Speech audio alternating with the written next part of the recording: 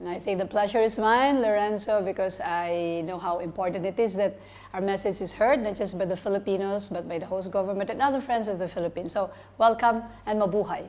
Thank you so much. It's a Filipino word that means be alive or live. So let's be alive today. Feel, and I know that our relations are quite strong after almost 32 years of diplomatic relations. Just early this year, I had a meeting with Minister of State Anwar Gargash. And I think I can tell it to the public and for also our Emirati friends that we both agree that our labor relations is really the foundation. It has evolved naturally and we're still going strong. In fact, we have joint projects on the 3 stages of migration. The pre-departure, on-site, and return phases of migration.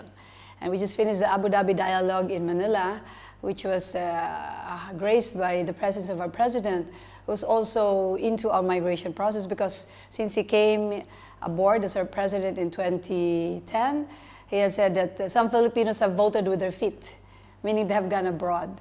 But I think now we're both in agreement that the Philippines has gone greater strides. Of course, we had strides before, but during his time, with his focus and vision, he said more jobs have to be guaranteed, have to be offered, because ideally migration should be by choice, not by a feeling of desperation or a lack of opportunities back home. So I think that's what our President Aquino has done. Go through the Daang Matuwid, we call it the righteous path, the right path, towards trying to eliminate corruption. So I think the reports say this first quarter of the year, we had the highest growth rate in the ASEAN region, 6.4. Only because he has gone down on the budgeting, on the expense, and of course by January this year also, we just launched the first F that I launched last June 12 also, 4 Fs that I launched. First F is fun. It's more fun in the Philippines, really. The beautiful Filipinos that you see here, the beautiful beaches, we have more where it comes from. Our Puerto Princesa underground river has just been voted one of the new 8 natural wonders of the world. So we invite you not just to Palawan, but also to Boracay, which is already very well known, but from my part of the Philippines, which is the most perfect shaped volcano in the world, Mayon volcano, even more perfect than the one in Japan. What is that? I forgot the name. And we have the largest fish there, the butanding, or the whale shark, that you can interact with. Very gentle giants of the sea that only live if the sea is very clean. So that's in Donsol. Has tourism been a big part of your economy over the last few years? Actually, it could be better. That's what we said. See, the laborers who go out sometimes, especially the women, who go out only for $200, which is not what they are mandated to receive. They are supposed to be paid $400 and protected. But as you know, I think in some places there's a challenge, including here. But let me quote some data. We estimate 400 to 600,000 Filipinos here, yes? We're the 4th largest labor origin country next to India, Pakistan, Bangladesh, and Philippines. And I'm happy to report to our kababayans and to everybody who's interested, we're 60% professionals here. Doctors, nurses, engineers, accountants, yes. And that's 60%. And in the service sector, in the smiling sector, I told you earlier, we are a country known for TLC, tender love and care. So the nurses, the doctors, in fact, in the United States, I think 85% of the medical and related sectors are the Filipinos. In Europe, everywhere. You just see us smiling around, but we want them to smile with purpose and pride. So I say, here, 60% professionals, 25% semi-skilled, 15% unskilled. And only from my experience since I came here for the second time around, 15% unskilled, and only I think 0 to 2% are distressed who come to our knowledge and to our embassy. But it takes 95% of our time, resources, and media time. So, can I keep talking? Yes. Yeah. So, with ecotourism, we hope to generate more jobs. And I also have launched, since I came here, a project called OFWs Pinoy Wise. OFWs usually meant overseas Filipino workers. I've told our kababayan, say, hey guys and our friends, it means overseas Filipinos worldwide wonders. Not only Manny Pacquiao, not only, you know, Manny Pacquiao, our best well-known boxer, the Hall of Famer also in bowling, Paing Nepomuceno, 7-time champion, is a Filipino. Yes, and we have Lea Salonga, we have Cheris Pempenko. We're very good artists also. We're also considered to be the best singers and dancers in the world. So not just nurturers, but artists. Do you have a strong cultural experience when you go to Philippines? Oh, yes.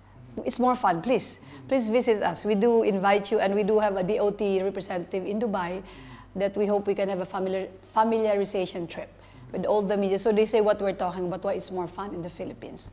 So that, plus being here in the UAE, where IRENA is located, the International Renewable Energy Agency. We're also very good in renewables. In fact, last year I was just with President Bill Clinton during the Eye on the Earth Summit here. And when I introduced myself as the Philippine ambassador, he comes back to me and says, "Hey, Excellency, you're doing very well. I think we're doing 40% of renewables." So that's geothermal, the sun, the power. And I am wearing a renewable fiber. This is abaca or Manila hemp, which used to be a monopoly of the Philippines. Even before the Spaniards came, it was there. But when the Americans saw it, and in fact the British, Manila hemp is cordage. It is in the Titanic Museum, I heard. It's so strong that it's still there. But it represents the Filipinos. 85% now in the Philippines, 15% in Ecuador. We're also the second largest supplier of bananas in the world. And we're top here in UAE. So these are, I always tell people, we just don't eat our fruits, we also wear them. So banana, also banana fiber, pineapple, and another kind of nut, pili nut. So let me go back to abaca. Abaca is in Mercedes. It's a strengthening material. It's a renewable fiber. It's in tea bags. It's in hats, the hat of Queen Elizabeth and the other royalty. Yeah, it's in furniture. In what other things? Denim. Is this being exported around It is being exported, yes. And I hope to bring it more here in the UAE because they can use it in the oil rigs. So these are the new products that we could bring in. More agribusiness products because that's our specialty. Right now, trade, of course, is in the favor of the UAE because of the oil and the gas-related sector. But I have been talking about this with the UAE authorities also. As I speak, we will be meeting with them, and again, in our meeting with Minister of State Anwar Gargas, he said, let's move from our good labor relations, Excellency, and go towards trade and investment. Because our president also, as I told you, is on job generation. Our own Secretary of Foreign Affairs, Secretary Del Rosario, has gone strong, and I agree with him, on economic diplomacy. Using diplomacy to stimulate more trade and investment. So the ecotourism, the energy, the renewables, investments in the beaches there, in the resorts. Because, as you know, the Filipinos are here taking care as doctors, nurses, and caregivers in the homes. There's more there.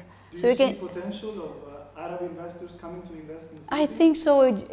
Programs like this that invest and familiarization trips. So I hope to bring our officials sometime in November.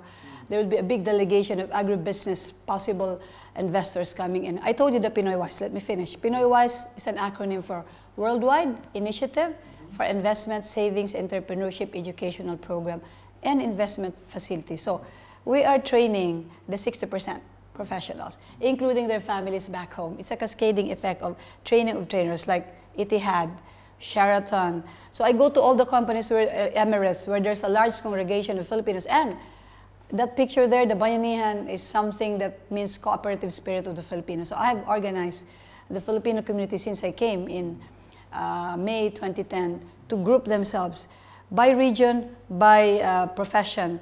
So then we are able to, as I again speak here, we've already trained 13. Tomorrow we're going to the duty free.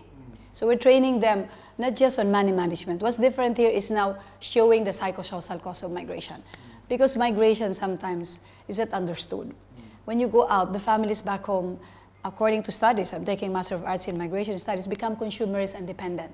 So they stop producing agricultural products that like the men used to be farmers. It seems some of them now, not all, are now just depending on the money sent by the women. And we are a country also of feminized migration, just like two other countries, Indonesia, I think, and Sri Lanka, because of three factors that I've learned. The macro factor, government allows somehow. It's because we're a free country. Anybody is free to travel. Second is the meso. The society also is supportive. And lastly, micro.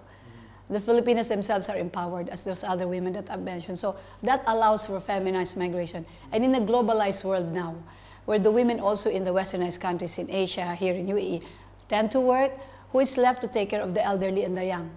But the loving Filipinas and other caregivers. So that's the connection.